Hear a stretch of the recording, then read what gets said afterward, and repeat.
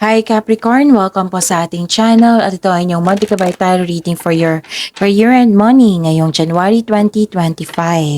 Please be reminded kung naka-resonate kayo, comment down. Kung hindi ka naka-resonate, ibigay niyo po sa iba kasi channel reading po ito.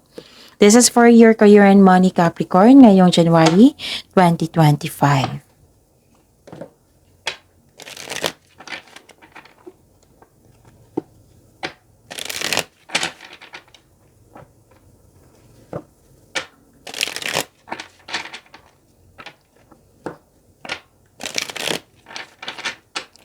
This is for you Capricorn ngayong January 2025. Sa inyong career and money. Maraming salamat po sa inyong patuloy na suporta at maraming salamat din po sa mga hindi nag-skip ng ads. Gamitin ang reading na ito bilang gabay lamang sa mga hindi pa nag-subscribe. Subscribe na po kayo at click bell notification para malaman nyo na may bago tayong video. Para sa mga gusto magpa-reading po, may lumabas dyan sa screen nyo ngayon. Panoorin nyo po at sundin ng instruction. Calling the attention sa mga suki ko dito na Capricorn, open na po inyong Multi-Kabay Tarot reading for January 2025. May 6 months from now reading tayo at love life reading po. So message me, Capricorn, for schedule. Maraming salamat po. Mga ganap po sa career and money ni Capricorn ngayong January 2025, I need 3 cards po.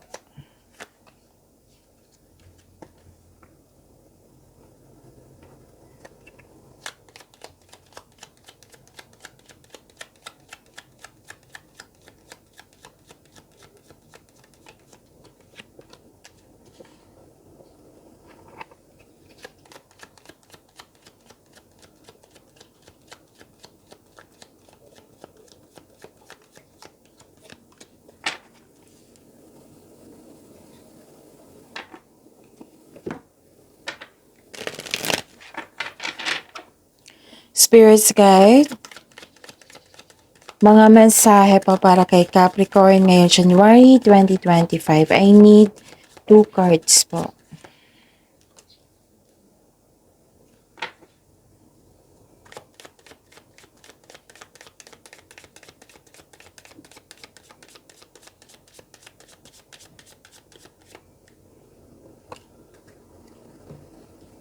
Capricorn, ngayong January 2025 sa inyong career and money, may solusyon sa inyong problema, may sagot na sa inyong katanungan.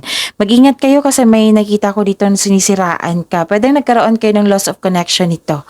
Pwede din na may loss of things like for example, yung parati ko example na money. Pwede nagasta, nakuha, kinuha, na damage, nawala, ganon. So, pag-iingat. At nakita ko rin dito na may ending with new beginning. Parang nagkaroon ka ng hardship tapos tinulungan mo yung sarili mo, nagkaroon ng pag-let go at pag-move forward, nagkaroon ng transformation. At may concern kayo dito sa mahirap kausap or sobrang stricto. Home base. Home is the harbor of the soul. It's the safest place you can be. Change your environment. And limitations. Fear and doubt limit freedom of action. Let go of worry. So this is to clarify na may na-worried kayo dito at worried din kayo. So let go of worries. Spirit Guide, ano po yung energy ni Capricorn sa career and money nila ngayong January 2025?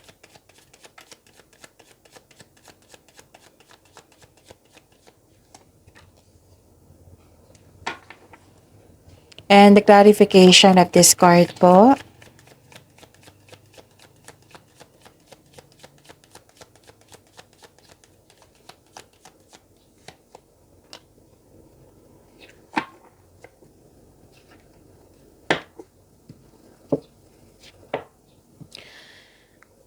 Sa mga may oras dyan, kung gusto nyo po, kung hindi nyo pa napanood, kung napanood nyo na nakalimutan nyo, so panoorin nyo po yung 2025 tarot reading nyo po.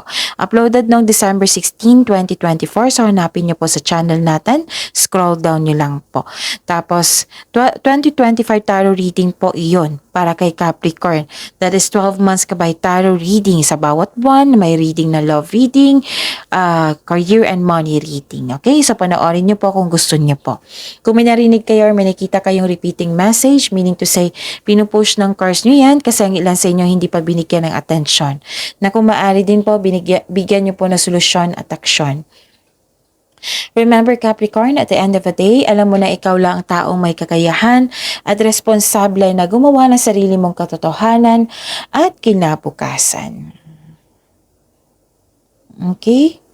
So ano yung energy mo, Capricorn? Nakikita ko dito na nagkaroon po ng delayed success. A delay to your success in some way.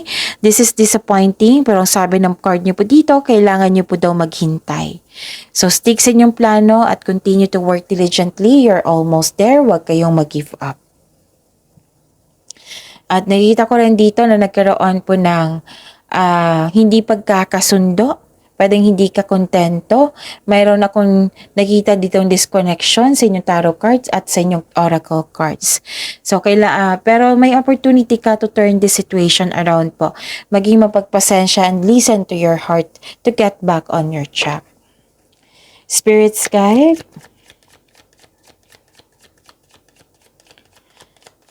Blessings po, possible blessings na matangkap sa career and money po ni Capricorn ngayong January 2025.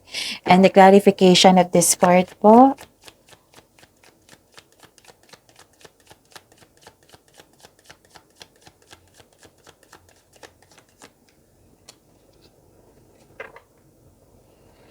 Okay. Possible blessings po.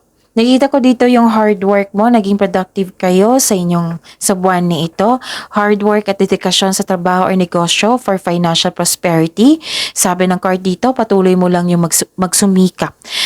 Pwede na nag-aaral ka ngayon for another new skill para ma-increase yung income mo. So, gumagawa ka ng positive income. So, yun. At nakita ko rin dito na nagkaroon po ng generosity, sharing resources. May marireceive kang malaking pera. Pwede rin return investment po ito. So, may parating na, nagdudulot ito ng kasiyahan sa iyo. May promotion din or pag-angat ng kita. So, this card asks you to consider helping someone at work. Okay? Spirits guide.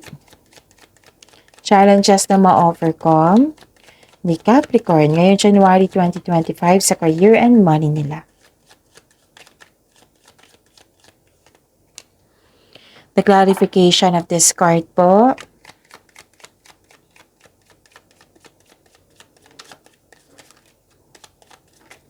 Kunin ko to ha. Maraming salamat po sa patuloy na tiwala at suporta sa ating channel.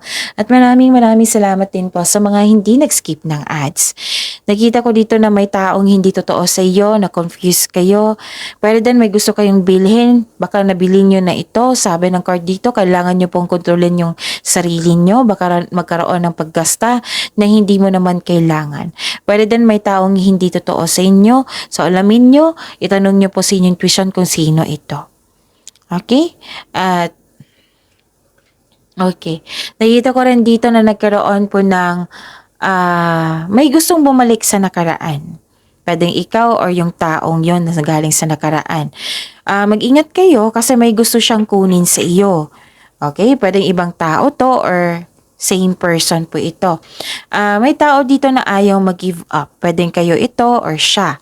Tapos, may pagpatawad na mangyayari. Pwedeng pinatawad mo siya through your mind and heart para magkaroon po kayo ng peace of mind. So, yun.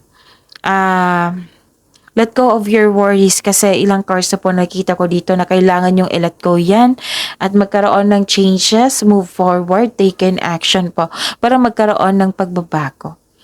Okay? So, yun. Ano pa ang mensahe? Nakita ko rin dito na nagkaroon po ng nagsisave kayo ng money para pambayad sa bills or may concern kayo sa isang utang na hindi nagbayad sa inyo. Ano pa?